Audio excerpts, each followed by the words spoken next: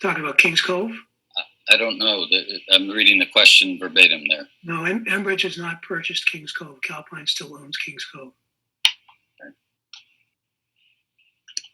And a Kings Cove question, which is, will the public lose access to Kings Cove Park?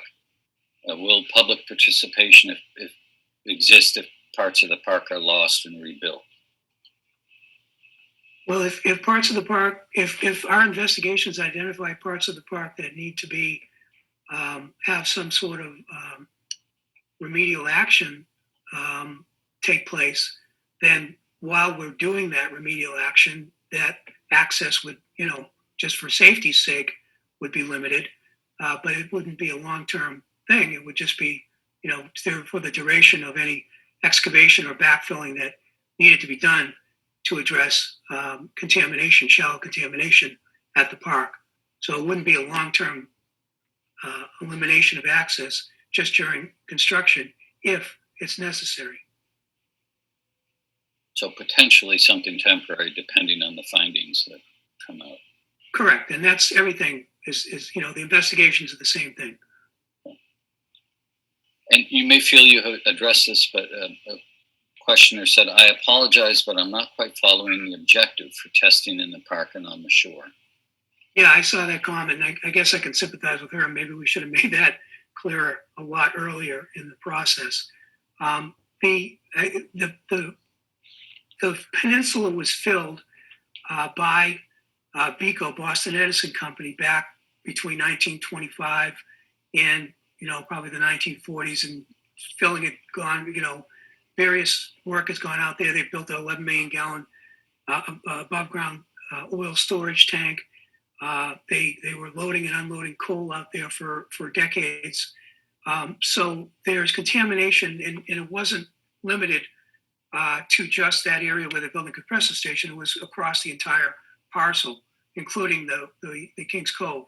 And we're confident that beneath the surface of the park, which was constructed with presumably clean material, there's likely this contaminated fill that we've seen across the compressor station property.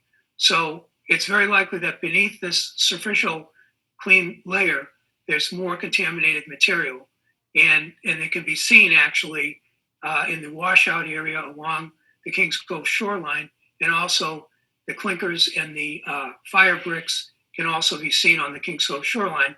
That material was also consistent with the fill that we see in the peninsulas. So basically, even though the surface looks okay, it's likely that the material beneath the surface is contaminated, and we're trying to investigate what, if anything, needs to be done to address that contamination below the surface in the park, and also what needs to be done to address the contamination along the shoreline. Does that make it a little clearer? I hope it does. It does seem to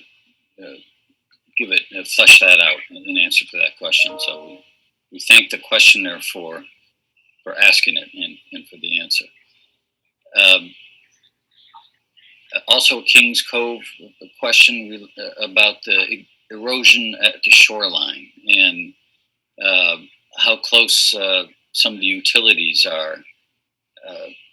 The question is, will erosion control at Kings Cove be implemented before any permanent solution in 2024? I think, Jim, we thought about this, that they must be talking about a part of the thing where there's some part of the riprap is not like the rest of the riprap. But I think getting ahead of ourselves to do work out there before the investigation is conducted, because doing everything in one coordinated fashion is probably the most logical, right? Right. Yeah. I mean, I think that the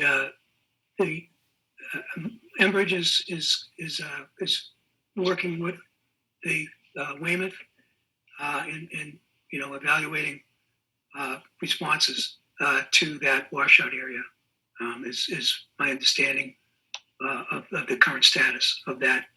If that's the question, erosion controls